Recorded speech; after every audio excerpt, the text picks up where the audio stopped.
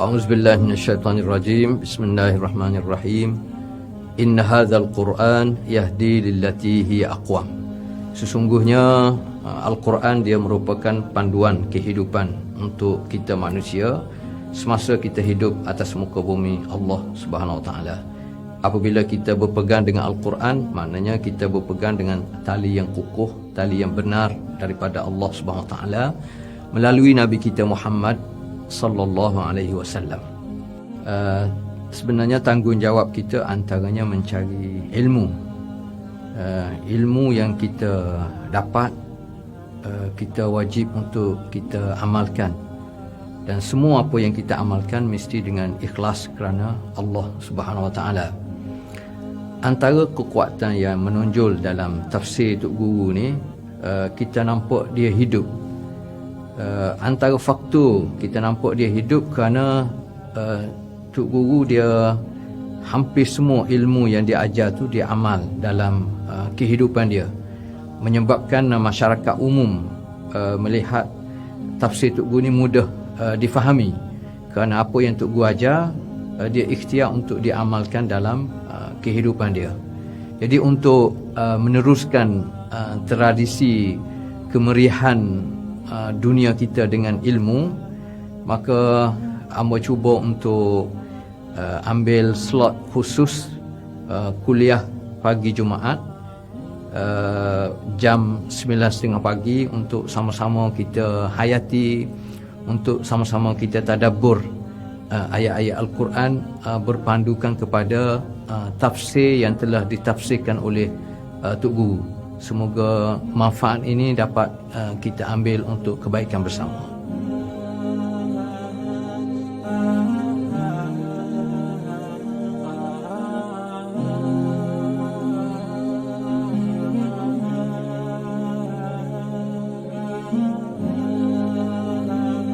A'udzubillahi minasyaitonirrajim. Bismillahirrahmanirrahim. Alhamdulillahi rabbil alamin. Wassalatu wassalam ala ashrafil mursalin Sayyidina wa maulana Muhammad wa ala alihi wa sahbihi ajma'in. Wa ba'd. Fa inna ashrafal hadith kitabullah wa khairal hadi hadi Muhammadin sallallahu alaihi wasallam wa syarrul umuri muhdatsatuha wa kullu muhdatsatin bid'ah. Allahumma 'allimna ma jahilna وذكرنا ما نسينا وارزقنا تلاوة كتابك آناء الليل وأطراف النهار واجعله لنا حجة يا رب العالمين. رب اشرح لي صدري ويسر لي أمري واحلل عقدة من لساني يفقه قولي. رب يسر ولا تعسر يا عليم علمنا من علمك ما ترضى به عنا ولا تؤاخذنا بما تعلمه منا يا حليم خلقنا بخلق الحلم وحققنا بحقائق العلم سبحانك لا علم لنا إلا ما علمتنا إنك أنت العليم الحكيم. Alhamdulillah, sekali lagi kita banyak-banyak bersyukur kepada Allah Subhanahu Wa Taala kerana dengan inayah dan rahmat daripada Allah, anugerah iman dan Islam serta kesihatan dan kehidupan ini, kita masih lagi dapat bersama-sama dalam majlis ilmu yang kita doakan semoga mendapat rahmat dan keberkatan daripada Allah Subhanahu Wa Taala dan dinaungi, dikelilingi oleh malaikat-malaikat Allah Subhanahu Wa Taala. InsyaAllah pada pagi ini kita akan baca satu surah, iaitu surah Quraisy. Sebelum tu kita boleh maklum surah ni adalah surah terakhir untuk buku ni. InsyaAllah kalau pagi ni kita dapat habiskan surah Quraisy, minggu depan kita akan mula dengan buku baru lah, surah-surah macam Al-Fil lah buku ni, surah Al-Fil, Al-Humazah, bermula dengan surah Al-Fil, insyaAllah minggu depan. Yang keduanya, sempena dengan sambutan bulan Ramadan, jadi kuliah minggu depan tu duk cadanya sebelum kita baca tafsir, kita baca dulu wirid doa-doa yang biasa dibaca oleh almarhum ayah Datuk Guru setiap pagi Jumaat selepas subuh. Sebelum dia bagi kuliah dia tu, dia ada baca doa-doa wirid-wirid khusus daripada dia sendiri, dia baca setiap pagi Jumaat. Ada himpunan ni, jadi insyaAllah bermula minggu depan lah. Jadi hamba ikut style Tok Guru, dia baca satu rangkap, kemudian makmum ikut, begitulah lebih kurang. Mungkin makan masa lebih kurang 7 ataupun 10 minit lah. Jadi selepas pada tu baru kita baca tafsir. A'udzubillahi minasyaitonirrajim. Bismillahirrahmanirrahim. Li'ilafi Quraisy. Li'ilafi Quraisy, kerana kebiasaan aman tenteram kaum Quraisy, iaitu penduduk Mekah. Ilafihim rihlatash syita'i was-saif, iaitu kebiasaan aman tenteram perjalanan mereka menjalankan perniagaan pada musim sejuk ke negeri Yaman dan pada musim panas ke negeri Syam. Falya'budu rabb hadzal bait.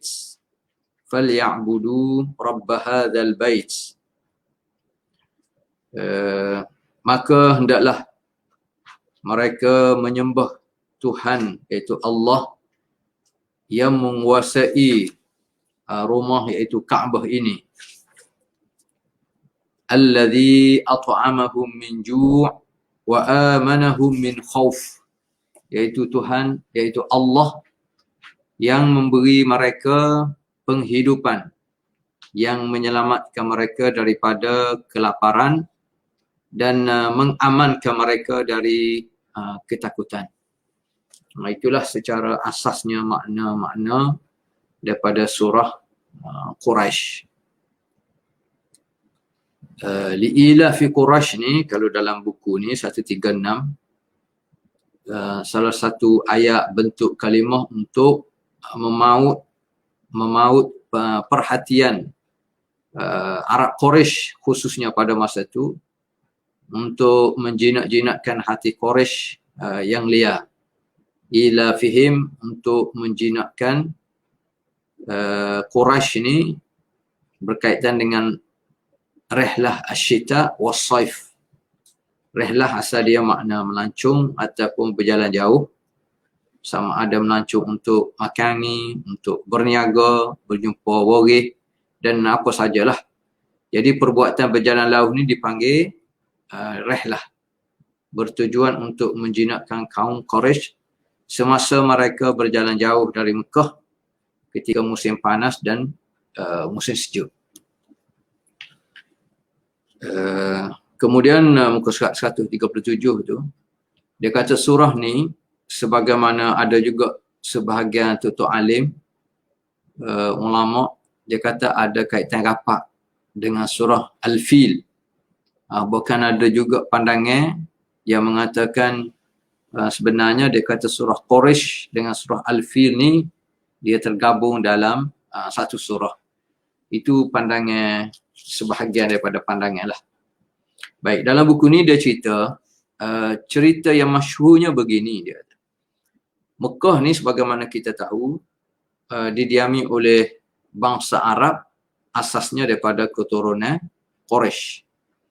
Dan bangsa Arab sendiri dia kata banyak keturunan sebagaimana bangsa-bangsa lain lah, termasuk kita bangsa Melayu ni. Ada keturunan dipanggil raja, ada keturunan ni, ada keturunan wan, ada keturunan tengku, ada keturunan tak ada panggilan depan. Semua sekali itu kebiasaan lah. Itu yang pertama. Jadi Arab Mekah pada masa tu, kebanyakan yang sekitar kawasan Mekah, Kaabah tu didiami oleh Arab Quraisy daripada keturunan Bani Hashim. Yang keduanya dia kata Mekah sampai sekarang ni pun pada pasir, tanah gersang. Kanan kiri dia bukit belaka. Kita panggil pada pasir Sahara. Maka kehidupan orang Mekah maknanya kalau nak bertani, nak bercucuk tanam tu agak susah. Jadi kebanyakannya fikir tak ada cara lain nak hidup melainkan kena cara niaga lah. Dan perniagaan yang masyhur dulu maknanya perniagaan musim sejuk ke Yaman, musim panas ke Syam, mana ke Jordan, Palestin, Syria. Dia kata pada musim sejuk orang Mekah berniaga di Yaman. Mereka membawa barangnya daripada Mekah pergi ke Yaman untuk dijual kepada orang sebelah timur, termasuk tanah Melayu, Indonesia, Cina dan lain-lain. Pada zaman tu orang timur berhubungan dengan barat melalui Yaman, melalui Teluk Aden ataupun pelabuhan Hudaidah dulu dalam kawasan Yaman. Pada musim panas pula mereka pergi ke antaranya ke Syria, Palestin. Mereka punggah barang-barang daripada timur tu dan transit di Mekah. Jadi Mekah ni jadi pusat perdagangan antara dua musim yang kalau kita tengok memang dia berskala besar lah. Jadi ini antara faktor Quraisy ni dihormati kerana dia terlibat dalam bidang perniagaan dan kerana di Mekah tu sendiri adanya Kaabah dan takdirnya orang Arab Quraisy lah yang kebanyakannya terlibat dalam jaga Kaabah. Kita tahu sejarahnya Kaabah di zaman asasnya di zaman Nabi Ibrahim alaihissalam, kemudian diikuti oleh anak dia Nabi Ismail. Dan takdirnya juga pada masa tu ada raja Yaman kita panggil Abrahah. Jadi dia ni ialah dia mewakili dari beberapa sudut pemikiran dia tu. Pemerintah mana-mana negara semenjak dulu sampai sekarang ni kalau tidak kait dengan Allah Ta'ala, jadi dia kait dengan faktor kehidupan dunia semata-mata, termasuk Abrahah ni sendiri. Dan ada unsur tamak sebenarnya. Sedangkan kehidupan tu dah dikira aman. Rakyat boleh hidup dengan ekonomi antara musim panas dengan musim sejuk. Dan Yaman ni jadi tempat transit untuk pada musim sejuk. Sepatutnya dia dah bersyukurlah. Tetapi tabiat manusia dia tamak, nak juga fikir. Jadi dia tengok semacam Yaman ni tak boleh nak lawan dengan Mekah. Sebab Mekah ni jadi pusat perdagangan. Jadi dia nak pindah pusat perdagangan itu daripada Mekah ke Yaman. Menyebabkan timbulnya cita-cita dia untuk pindah keagungan Kaabah tu daripada Mekah ke Madinah, ke Yaman. Pemikiran ni sebenarnya pemikiran maknanya dia fikir tentang pembangunan. Tapi kadang-kadang pembangunan ni, projek-projek besar ni, dia ada kait dengan unsur keagamaan. Jadi Abrahah sendiri antara mencipta projek bersalut keagamaan tapi untuk kepentingan peribadi dan kelompok tertentu. Maknanya nak pindah Kaabah, nak robohkan Kaabah dan dia bina Kaabah baru yang orang panggil Qulais di Yaman tu. Jadi itu pemikiran manusia semata-mata yang jauh daripada kehendak Allah Subhanahu Wa Taala. Jadi pemikiran Abrahah ni adalah perlu semata-mata untuk pengembangan ekonomi, antaranya melalui projek berunsur agama, bina Kaabah Qulais, ganti hak di Mekah. Maknanya orang panggil bukan hakiki lah, hak palsu. Hak hakikinya Kaabah yang ada di Mekah. Dan orang kafir Quraisy pun tahu, walaupun mereka pada masa itu hampir seluruhnya tidak beriman lagi kepada Allah Ta'ala, Nabi belum diutus, kecuali kefahaman yang ada yang dibawa oleh Nabi Ibrahim, Nabi Ismail. Jadi dia pun tahu bahawasanya apa yang cuba nak dibawa oleh Abraha ni, pemikiran palsu, bila agama disalut oleh kehendak kepentingan peribadi dan kelompok. Jadi mereka sendiri tak boleh nak terima apa yang nak dibawa oleh Abraha. Dan kita tahu melalui sejarahnya macam mana Abraha ni apabila sampai satu peringkat dengan bala tentera dia daripada Yaman mari ke Mekah. Dan sebelum tu adalah katanya 2-3 tempat penentangan secara kecil, tapi tidak beri kesan kepada Abraha, tentera Abraha. Dan Abraha berhenti satu tempat, dan biasanya adat ini diplomasi sampai sekarang ni pun dia diikuti, termasuk zaman Abraha dulu. Sebelum dia serang tu, dia cari dulu nak jumpa dengan ketua kaum. Jadi sejahat-jahat Abraha kita tengok, dia hormati juga orang yang dihormati oleh satu-satu kaum, satu-satu kumpulan ataupun satu-satu puak. Jadi mana-mana manusia yang jenis tak boleh nak hormat kepada ketua mana-mana organisasi, mana-mana kumpulan, maknanya pemikiran dia ni lebih jahat. Cara dia lebih jahat, cara memikir dia lebih jahat daripada Abraha lah. Sejahat-jahat Abraha pun dia hormat tu.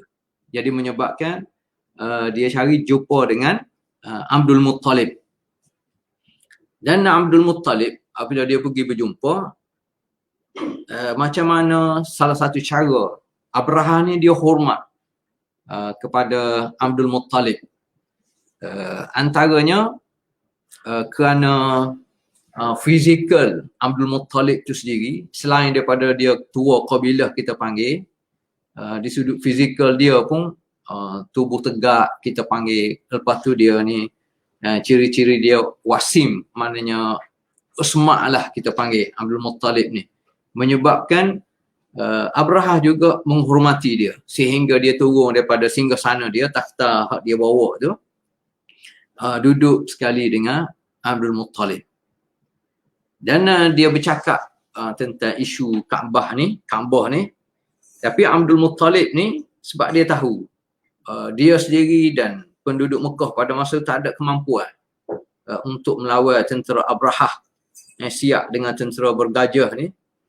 Jadi apabila dialog berlaku, dialog lebih tertumpu kepada permintaan Abdul Muttalib untuk Abraha ni mengembalikan semula binatang ternakan dia. Unta dia katanya ada lebih kurang 200 ekor unta. Dan dia tak sentuh pun isu Kaabah, menyebabkan Abraha ni dia tengok macam jatuh pada pandangan dia kedudukan Abdul Muttalib. Sepatutnya Abdul Muttalib sebagai ketua kaum, pemimpin pada masa itu, bercakap tentang mana kedaulatan negara lah kita kata, tentang Kaabah ni. Tapi apabila Abdul Muttalib kata, aku ni tuan kepada binatang pemeliharaan aku. Adapun Kaabah ni, walil baiti, adapun untuk Kaabah ni, Rabbun yahmi, ada Tuhan yang akan jaga. Ini dari satu sudut pemikiran kita panggil profesional lah sekarang ni, yang ada pada Abdul Muttalib. Maknanya apabila dia bercakap tentang bidang kuasa yang ada pada dia. Adapun Kaabah, walaupun pada masa itu kebanyakannya syirik pada Allah, tetapi dia tahu ada Tuhan khusus yang jaga Kaabah ni. Menyebabkan sebab pada tu Abraha pun menghormati jugalah, menghormati cara pemikiran Abdul Muttalib, menyebabkan Abraha ni bagi balik binatang ternakan yang ditawar oleh tentera dia. Kemudian dia beri tempoh tertentulah, maknanya dia akan serang, dia akan robohkan Kaabah, dan kita tahulah apa yang berlaku kepada Abraha dan tentera-tentera dia apabila Allah Ta'ala menghancurkan mereka dengan tentera daripada Allah, tarmihim bihijaratin min sijil faja'alahum ka'asfim ma'kul. Jadi peristiwa ini menambahkan lagi penghormatan masyarakat Arab sekitar Kaabah tu kepada kaum Quraisy, kepada Arab yang berketurunan Quraisy. Sehingga itu antara faktor kehendak Allah Ta'ala menyebabkan perniagaan yang diusahakan oleh Quraisy ni dia ada unsur keselamatan. Sebab apa? Sebab kalau ada rompok lanu ke nak pergi rompok perniagaan, dia tahu kalau ini daripada Arab Quraisy, dia tak jadi secara automatik. Dan benda ni sebenarnya kita ada baca satu artikel baru, penemuan baru tentang macam mana sejarah ada kapal haji dulu, beratus tahun dulu, yang hilang di tengah lautan. Tak tahu di mana, kaji-kaji ada penemuan yang mengatakan kapal haji itu diserang oleh lanun daripada Eropah lah kita kata. Adapun perjalanan perniagaan kapal Quraisy ni dengan izin kehendak Allah Subhanahu Wa Taala, maka dia dalam keadaan selamat. Itu lebih kurang. Baik. Ada ayat Quran yang cerita tentang keamanan yang Allah Ta'ala anugerahkan kepada termasuk kapal Quraisy pada masa itu. Antaranya dalam surah Al-Qasas, Al-Qasas ayat yang ke-57. Awalam numakkil lahum haraman aminan yujba ilaihi thamaratu kulli syai' rizqan min ladunna. Kamu tidak perhati ke macam mana Allah Ta'ala kukuhkan kedudukan mereka di Mekah tu, dan didatangkan kepada mereka buah-buahan daripada segala jenis, buah-buahan, makanan, tumbuh-tumbuhan. Dan dalam ayat surah Al-Ankabut ayat yang ke-67 disebut awalam yarau anna ja'alna haraman aminan. Kamu tidak perhati ke macam mana Allah Ta'ala jadikan tanah Mekah ni, tanah haram ni, tanah yang aman. Wa yutakhattafun nas min haulihim. Sedangkan sekitar mereka tu tidak aman. Berlaku rompokan di sana sini. Tetapi kawasan tanah haram Mekah dan untuk kabilah Quraisy ni tidak berlaku. Kenapa? Kerana antaranya faktor inilah li'ila fi Quraisy. Li'ila fi Quraisy ni kita terjemah kerana kebiasaan kaum Quraisy dalam perniagaan dia musim panas, musim sejuk, ke Yaman dan ke Syam ni. Lam li'ila tu, li tu ada kata lam tu dia memberi makna li'ajli, lam at-ta'lil, kerana apa? Kerana Allah Ta'ala nak menjinakkan hati orang Quraisy. Jadi antaranya ialah Allah Ta'ala beri keamanan kepada mereka dalam kehidupan mereka, termasuk dalam bidang perniagaan. Dan juga lam juga dia memberi makna, dia ada kaitan lam tu dengan sebab pada tu falya'budu. Jadi sebab apa Allah Ta'ala minta termasuk kepada kapal Quraisy ni supaya beriman, beribadat pada Allah Ta'ala, kerana li'ilaf, kerana Allah Ta'ala telah memberi sesuatu nikmat anugerah yang besar, keamanan, kebiasaan, dia boleh berniaga musim panas, musim sejuk dengan aman. Jadi sebab itulah sepatutnya manusia ni kena beriman dan beribadat kepada Allah Subhanahu wa taala. Jadi ilaf tu dia boleh memberi makna al-ijtima' wat ta'aluf wal ittifaq. Ilaf dia boleh memberi makna kesatuan, kebersamaan. Kerana apa? Kerana sampai satu tahap ada di kalangan pimpinan Quraisy ni dia menyatukan kabilah Quraisy khususnya dan arak-arak yang lain. Sehingga diberi nama ilaf. Dia juga memberi makna ilaf ni barang yang al-ma'lufah, benda yang menjadi kebiasaan. Jadi maksudnya kebiasaan Arab Quraisy pada masa tu musim sejuk dia pergi niaga qiyamah. Liilaf, benda yang kebiasaan bagi Arab musim panas dia akan berniaga ke Syam. Itu antara maksud liilafi Quraisyin. Quraisy ni sendiri kebanyakan riwayat kata dia daripada keturunan An-Nadhr bin Kinanah. Jadi dipanggil Quraisy ni dia kabilah mari daripada Quraisy lah marinya Nabi SAW. Sebagaimana Nabi ada sebut dalam satu hadis, Inna Allah astafa Kinanah min waladi Ismail. Allah Ta'ala telah memilih kabilah Kinanah daripada anak Nabi Ismail. Wastafa min Kinanah Quraisyan. Daripada kabilah Kinanah ni marinya kabilah Quraisy. Wastafa min Quraisy Bani Hashim. Daripada Quraisy lahirlah Bani Hashim. Wastafani min Bani Hashim. Dan aku ni Allah Ta'ala pilih daripada Bani Hashim.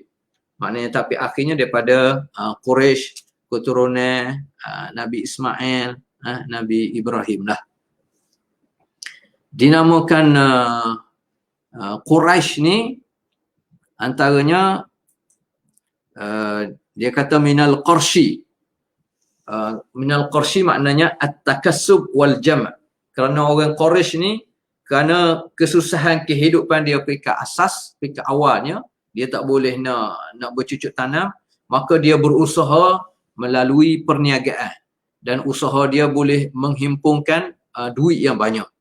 Jadi dia masyhur dengan tujar, kita panggil perniagaan ahli koprak. Jadi banyak dia menghimpunkan duit, menghasilkan pulangan dan keuntungan yang besar, maka dia dipanggil Quraisy. Ada juga kisah mengatakan dinamakan Quraisy ni kerana An-Nadhr bin Kinanah ni pernah sekali dia berada di laut, kemudian dia berjumpa dengan ikan besar dan dia dapat tangkap ikan besar tu. Jadi ikan besar tu dipanggil Qursh. Jadi sepada itu kabilah Arab panggil dia Nadhr ni Quraisy. Daripada situlah masyhur nama kabilah dia keturunan kabilah Quraisy. Itu antara nama-nama lah. Baik. Kita tengok li'ila fi Quraisy. Macam mana kenikmatan keamanan ni sehingga menjadi kebiasaan.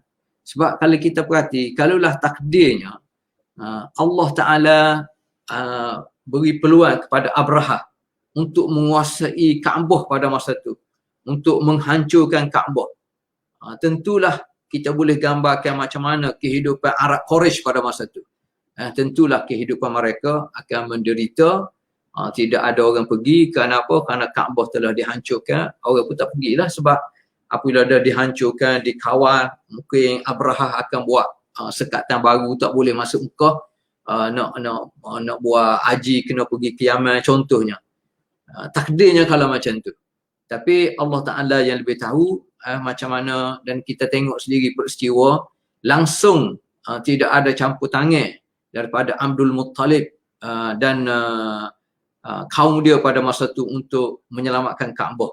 Sepenuhnya Allah Ta'ala yang menjaga Kaabah tu, dan betul lah telah Abdul Muttalib walil baiti, dan untuk rumah ni Baitul Kaabah ni adanya Rabbun Yahmi, adanya Tuhan yang akan jaga. Betul lah. Baik. Perniagaan ni kalau kita tengok Rasulullah SAW sendiri pun, kalau kita baca sirah Rasulullah SAW, Rasulullah juga terlibat dalam perniagaan pada masa tu. Maknanya perniagaan ni satu amalan, satu pekerjaan yang masyhur di kalangan Arab Mekah. Jadi termasuk isteri Nabi Sayyidah Khadijah, masyhur keterlibatan mereka dalam bidang perniagaan. Jadi dia sebenarnya kalau kita perhati seolah perniagaan ni Mekah jadi pusat perdagangnya, urusan kita panggil kalau sekarang ingat ekspor import lah. Ekspor ke Syam, import barangnya daripada Yaman, kadang-kadang import barangnya daripada Syam. Ada unsur urusan ekspor import. Mana dalam skala besar kita panggil. Yang mana perniagaan ni bukan melibatkan Mekah dengan Yaman dan Syria, Syam sahaja. Tapi kalau kita perhati kajian dibuat, dia melibatkan Afrika, dia melibatkan Mesir, dia melibatkan India, dan dia melibatkan Rom, kita panggil sebelah Eropah. Dan daripada India ni sampai ke tanah Melayu sebenarnya. Dan barang-barang perniagaan disebut barang-barang logam, tepung, barang kulit, barang pakaian, makanan, wangian, rempah ratus, zaitun, peralatan perang, kain-kain sutera. Sebenarnya besar, maknanya dalam skala besar sebenarnya. Sebab itulah kabilah Arab yang lain ni sangat hormat kepada kabilah Quraisy pada masa tu. Selain daripada dia kabilah Quraisy jaga Kaabah, dia juga jadi simbol kepada keagungan, kemuliaan dan kemagahan kerana keterlibatan mereka dalam bidang perniagaan.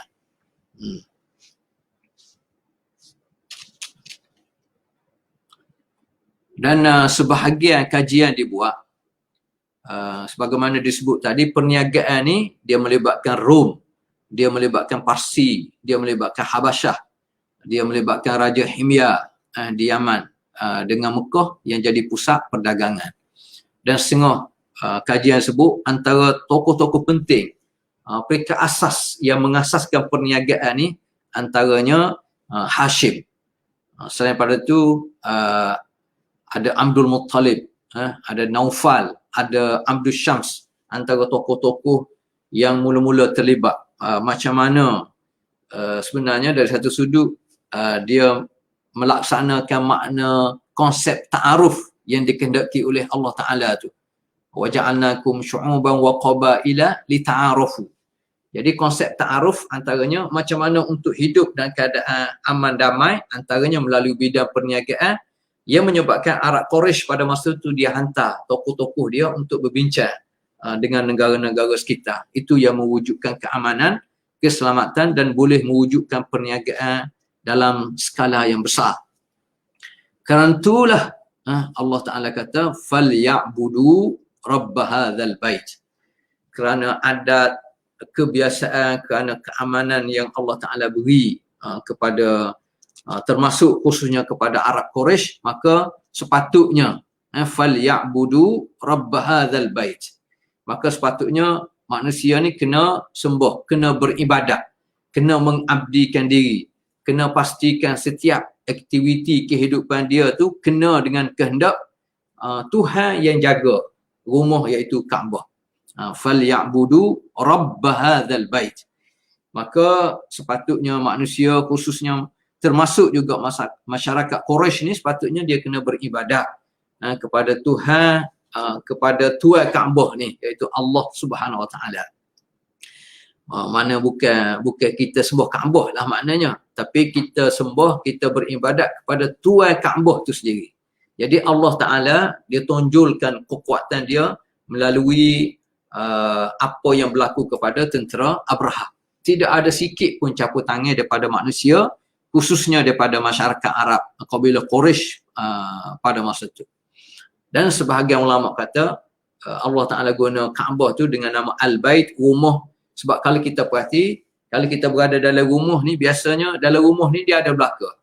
Dalam rumah tempat kita tidur, dalam rumah tempat kita rehat, dalam rumah tempat kita duduk, kita makan, kita nak mandi, kita jumpa dengan keluarga, kita nak wujudkan kasih sayang dalam rumah. Maknanya dalam rumah ni ada belaka. Begitu juga gambarannya Kaabah ni, antaranya dinamakan dengan nama Al-Bait kerana Kaabah ni maknanya apabila kita beribadat, kita fokus tuju, Allah Ta'ala minta kita fokus kepada Kaabah, gambarannya bukan kita sembah Kaabah, tapi kita sembah Tuhan yang jaga Kaabah tu, Rabb hadzal bait. Jadi bersama Allah ni, hak kita sembah ni semuanya ada belaka. Sebagaimana kalau kita duduk di rumah ni ada belaka, begitu juga kita, kalau kita yakin sepenuh, kita serah diri kita kepada Allah Ta'ala, kita yakin sepenuh. Allah Ta'ala ni, gapo dia kita nak, semua ada belaka dengan Allah Ta'ala. Kita nak kesihatan, kita nak keamanan, kita nak keselamatan, kita nak apa saja semuanya, kita kena yakin sepenuh Allah Ta'ala boleh memenuhi hasrat tersebut. Jadi kita sembah Allah, hadap kiblat, rumah Allah. Padanya segala sesuatu yang dihajati oleh manusia. Termasuk asasnya keamanan, asasnya keimanan, asasnya macam mana untuk apa yang kita lakukan semasa kita duduk atas dunia ni, dia boleh bertukar aset dia kepada pahala di sisi Allah di akhirat kelak. Itu maksud falyabudu rabb hadzal bait. Jadi antara faktor falyabudu, kita kena beribadat kepada Allah ni kerana apa? Antara faktornya kerana illah al-khalq, kerana penciptaan. Sebab Allah Ta'ala yang cipta Kaabah, Allah Ta'ala yang cipta keamanan, Allah Ta'ala yang cipta keselamatan, Allah Ta'ala yang cipta segala bahan-bahan makanan dan minuman, dan Allah Ta'ala juga yang cipta kita semua sekali. Jadi padalah penciptaan tu menjadi sebab utama kita perlu beribadat kepada Allah Ta'ala. Dan apabila kita beribadat kepada Allah, kita beribadat dengan penuh ketaatan pada Allah. Dan ketaatan ni kita beribadat mesti dalam keadaan kita sedar, dalam keadaan kita tahu, dalam keadaan kita ada ilmu. Maknanya apabila kita beribadat kepada Allah dalam keadaan kita tahu, kita ada ilmu, kita faham, maknanya kita buat ibadat tu dia ada unsur kasih sayang. Kerana kita sayang kepada Allah Ta'ala. Kita ibadat kepada Allah ni dalam keadaan al-istislam. Kita serah diri sepenuh, mengikut sepenuh kehendak Allah Ta'ala yang kita panggil taqwa. Ta'ah ar-radhi. Ketaatan kita kepada Allah ni, ketaatan seorang yang betul-betul redha kepada Allah Subhanahu Wa Ta'ala. Taat kita kepada Allah ni satu ketaatan yang kita yakin kita akan mendapat keuntungan yang besar. Sebagaimana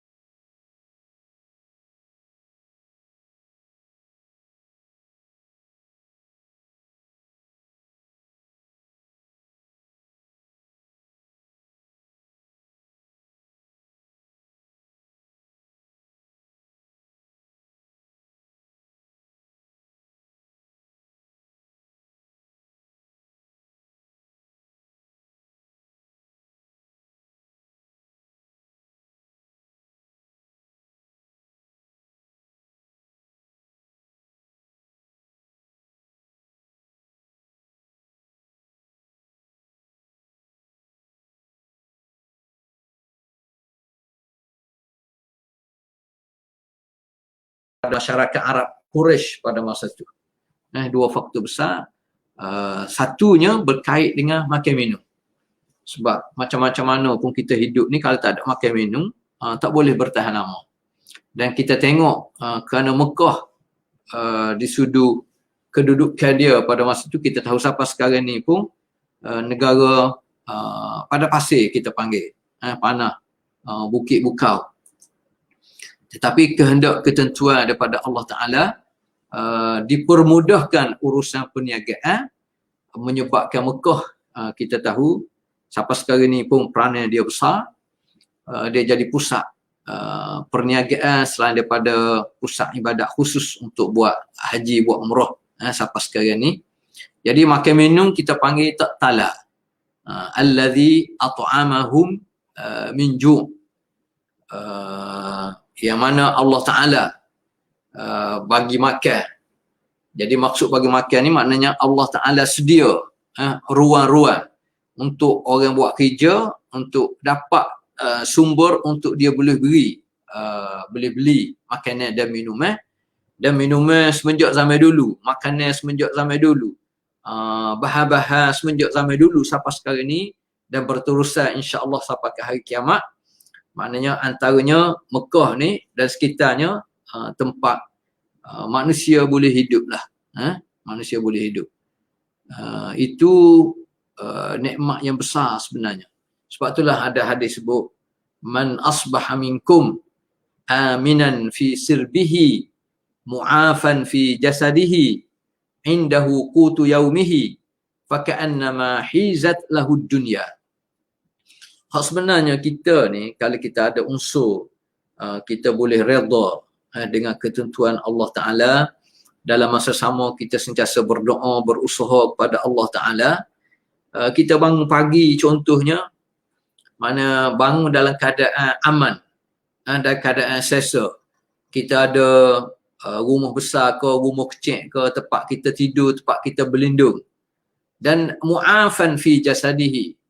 Kita ni bangun subuh, alhamdulillah. Kita panggil boleh bangun sihat wal afiat secara umumnya. Indahu qutu yaumihi.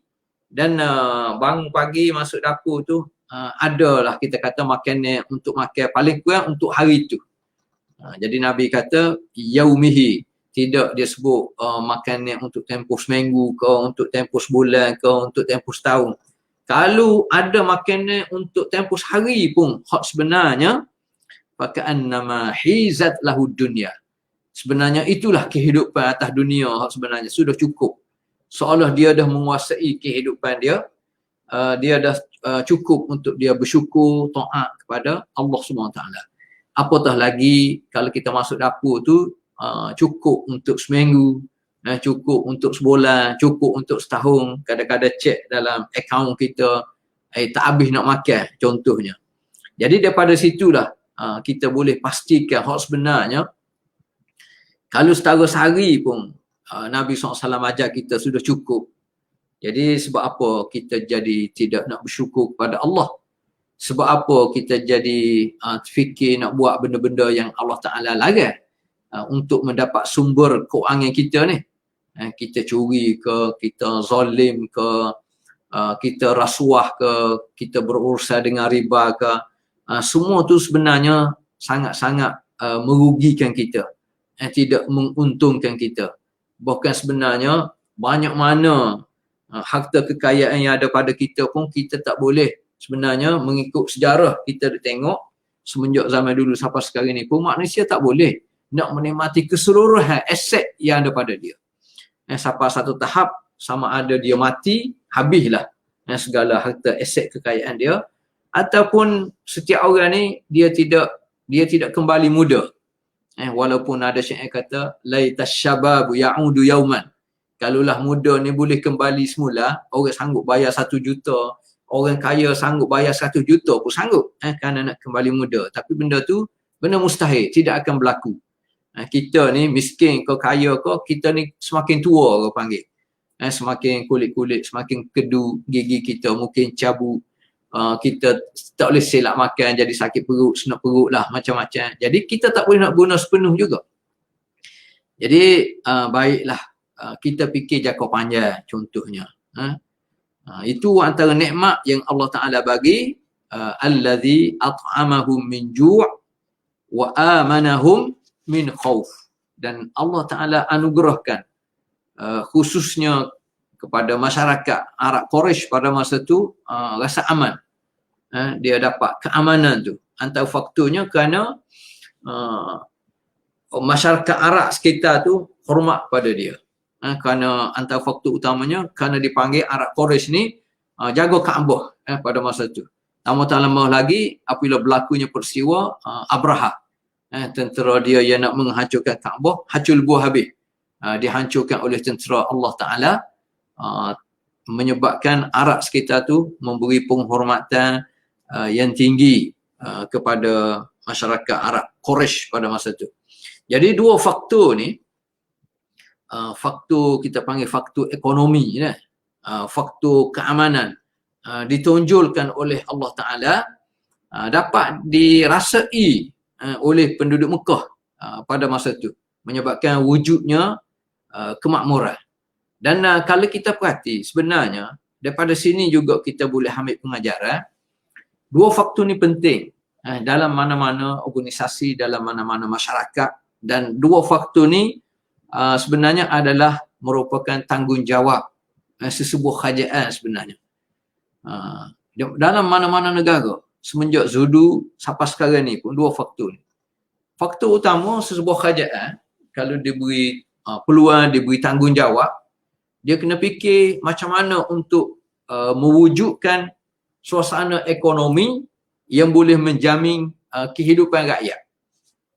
Dan apabila sebut rakyat ni, semua rakyat lah, bagi satu-satu kawasan, satu-satu negeri ataupun sesebuah negara kita panggil. Dia tak boleh dia pecah-pecah mengikut warna kulit ke, mengikut perkauman ke, mengikut etnik ke, mengikut budaya ke, bahasa ke, tak boleh. Kalau dia bertanggungjawab, kerajaan yang bertanggungjawab bagi sesebuah negara contohnya, tak kira lah warga negara dia tu warna hitam ke, warna kuning ke, warna putih ke, warna merah ke, kecek bahasa gapo, budaya dia macam mana, hatta agama dia macam mana pun, kalau dia sebuah kerajaan, tanggungjawab dia, terutamanya kalau kita orang Islam, sebab kita fikir tentang dosa pahala, jadi tanggungjawab kita bukan masalah kita nak fikir macam mana dalam tempoh kita pegang kuasa ni, kita nak ambil kesempatan, nak kaut sebanyak mungkin harta kekayaan pada kita. Sepatut kalau kita kerajaan ni kita fikir macam mana nak naikkan gaji pemimpin-pemimpin utama sebuah negara ni. Biar aku masukkan kalau boleh gak beratus-ratus ribu bulan-bulan. Rakyat ni kita bagi 500,000 pun dah cukup dah, dan sepatutnya rakyat ni kena bersyukur. Kalau zaman Jepun dulu orang boleh terima. Zaman sekarang ni zaman moden, zaman rakyat duduk kampung hak tak mengaji pun dia reti nak petik internet semua sekali, dia tahu dah, tak boleh nak tipu. Jadi mana-mana kerajaan dia kena bertanggungjawab. Kalaulah pemimpin utama kemasukan dia sampai beratus-ratus ribu contohnya bulan-bulan, rakyat dia kena fikirlah, paling kurang rakyat ni tidak lapar, paling kurang rakyat ni tidak susah, kemudahan asas dia kena ada untuk makan minum dia, keluarga, suami isteri dan seluruh anak-anak dia. Dan apabila sebut makan minum, dia berkait dengan tempat tinggal, dia berkait dengan keamanan, dia berkait dengan keselamatan, dia berkait dengan kain pakar rakyat. Jadi kalau rasa susah, kena beri kat orang lain untuk urus sesebuah negeri dan sesebuah negara khususnya. Itu maksud allazi at'amahum min ju' wa amanahum min khauf. Dan unsur kedua, faktor kedua adalah faktor keamanan, faktor keselamatan. Jadi kalau kita jadi diberi tugas, kalau dalam sistem demokrasi contohnya, kalau rakyat dah pilih dengan majoriti, kita kena hormat kepada sistem tersebut, mandat yang diberi oleh rakyat. Dan kalau kita pegang kerajaan, antara tanggungjawab kita ialah macam mana untuk kita pastikan semua rakyat bagi sebuah negara itu hidup dalam keadaan aman. Kalau ada perasaan ketakutan kerana kerajaan zalim, contohnya sebuah kerajaan itu pilih bulu, kerana tidak ada kebebasan, sebab keamanan ni, keselamatan ni antaranya dia lahir daripada kebebasan. Beri kebebasan dalam hak tertentu untuk setiap rakyat ni kemuka pandangan dia, untuk dia pilih bidang apa, usaha yang dia buat mengikut kita panggil perlembagaan sebuah negara, peraturan sebuah negara. Yang pentingnya tanggungjawab asasi bagi sebuah kerajaan antaranya macam mana untuk menjadikan semua warga negara bagi sebuah negara tu rasa aman, rasa selamat. Ini sebenarnya antara pengajaran yang kita boleh ambil daripada Quraisy. Apatah lagi kalau kita orang Islam, tanggungjawab tu lebih besar kerana dia berkait dengan setiap apa yang kita buat sekarang ni, di posisi mana kita berada, semuanya kita bertanggungjawab di sisi Allah Ta'ala di akhirat kelak. Inilah pengajaran sebenarnya yang kita boleh ambil daripada surah Quraisy. Jadi saya merasa untuk minggu ni cukup dulu, cuma nak ulang insya-Allah minggu depan kita akan mula dengan buku baru lah, buku baru tafsir Al-Quran daripada surah Al-Fil. Dan kebetulan kemarin amba terima tetamu daripada syarikat Alim Rabbani yang berusaha untuk tulis mula tafsir Tok Guru ni yang telah ditafsirkan oleh almarhumah Datuk Guru puluh-puluh tahun yang dulu, dibukukan dan amba beri sokongan sepenuh kerana dia boleh menyebarkan ilmu, kebaikan, legasi pemikiran Tok Guru dalam mentafsirkan ayat-ayat Al-Quran. Yang keduanya insya-Allah sempena dengan Ramadan. Jadi kuliah minggu depan insya-Allah kita mula dengan kita baca dulu wirid daripada Tok Guru, amal baca, kemudian adik kakak ikut kuliah ni ikut, dan amal rasa ambil dalam tempoh 7 ataupun 10 minit lah. Kemudian selepas itu baru kita mula kuliah tafsir kita. Amal rasa cukup dulu. Wabillahi taufiq wal hidayah. Wassalamualaikum warahmatullahi ta'ala wabarakatuh. Bismillahirrahmanirrahim. Alhamdulillahirabbil alamin. Hamdan yuwafi ni'amahu wa yukafi mazidah. Ya Rabbana lakal hamdu kama yanbaghi li jalali wajhika wa 'azimi sultanik. Allahumma rabbana zalamna anfusana wa illam taghfir lana wa tarhamna lanakunanna minal khasirin. Rabbana wa tub 'alaina innaka antat tawwabur rahim. Rabbana atina fid dunya hasanah wa fil akhirati hasanah wa qina 'adzaban nar. Wa sallallahu ala sayyidina Muhammad wa ala alihi wa sahbihi wa sallam. Walhamdulillahi rabbil alamin.